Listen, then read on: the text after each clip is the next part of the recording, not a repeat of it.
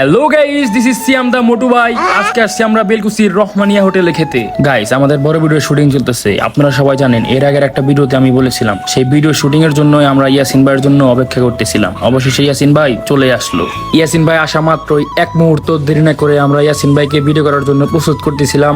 আপনারা বলতে পারেন এত তাড়াহুড়া করার কারণ কি? আসলে গাইস, দুদিন যাবত আমরা ভিডিও করতেছি, বাট কোনোভাবে শুট শেষ করতে পারছি না, তাই এত তাড়াহুড়া আর কি। এরপর ইয়াসিন ভাইকে প্রস্তুত করে দিলাম এবং আমিও প্রস্তুত হয়ে নিলাম। এরপর ভিডিও করা স্টার্ট করে দিলাম। আর তুই দিনে যদি 20 প্যাকেট করে মেনশন সিগারেট খাস, তাও তো আমার টাকা পয়সা ফুরাইব না রে। আমার কি টাকা পয়সার অভাব আছে?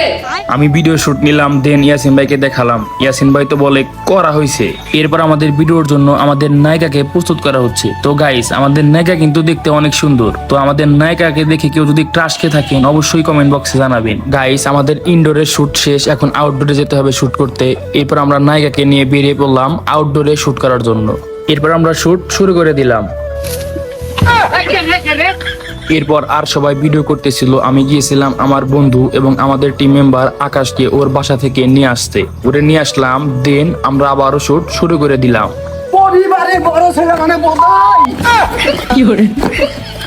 এরপর আমরা আরেকটু ভিডিও টিডিও করি, দেন আমাদের অনেক ক্ষুধা লাগে। এরপর আমরা খাওয়ার জন্য বেরিয়ে পড়ি বেলকুচি যাওয়ার উদ্দেশ্যে। দেন আমরা বেলকুচি চলে আসি।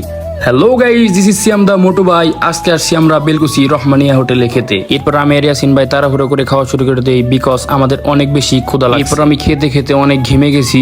উপরে ফ্যান আছে অবশ্য, বাট বাইরে প্রচন্ড তাপমাত্রা হয়, ফ্যান কোনো কাজে দিচ্ছে না।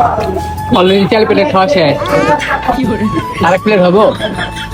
আরেক প্লেট খাইতাম, ভিডিও বানানো লাগবো। আর বেশি খাইলে ভিডিও বানাতে পারবো না। আমিও শেষ। আমিও 4-5 প্লেট খাইছি।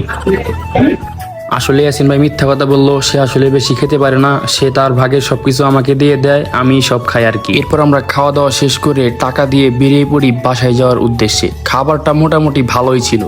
বেলকুচির ভিতরে যারা আছেন তারা বলে যাবেন যে আসলে এখানকার খাবার কেমন। আমার কাছে অনেক ভালোই লাগছে। এরপর ভিডিও করতে করতে সন্ধ্যা হয়ে আসে এবং আমরা বেরিয়ে পড়ি চা খাওয়ার উদ্দেশ্যে। আমাদের এলাকার পাশের এলাকায় একটা অনেক ভালো চা পাওয়া যায়। এরকম ভাবে ভিডিও করা হয়নি বা কেউ ভিডিও করেনি, যার কারণে ভাইরাল না, বাট এটার স্বাদ অসাধারণ। চায়ের দোকানে আসা মাত্রই আমাদের অনেকগুলো সাবস্ক্রাইবার ভিড় করে, ওদেরকে সময় দিয়ে এরপর চাটা খেয়ে আমরা বেরিয়ে পড়ি বাসায় যাওয়ার উদ্দেশ্যে। সত্যি কথা বলতে চাটা অনেক ভালো ছিল। গ্রাম অঞ্চলে এরকম চা আসলেই আনবিলিভেবল। এরপর আমরা সবাই বাসায় চলে আসি। আজকের ভিডিও এখানে শেষ করছি। সব মিলিয়ে দিনটা অনেক ভালো ছিল। সবাই ভালো থাকবেন। আল্লাহ হাফেজ।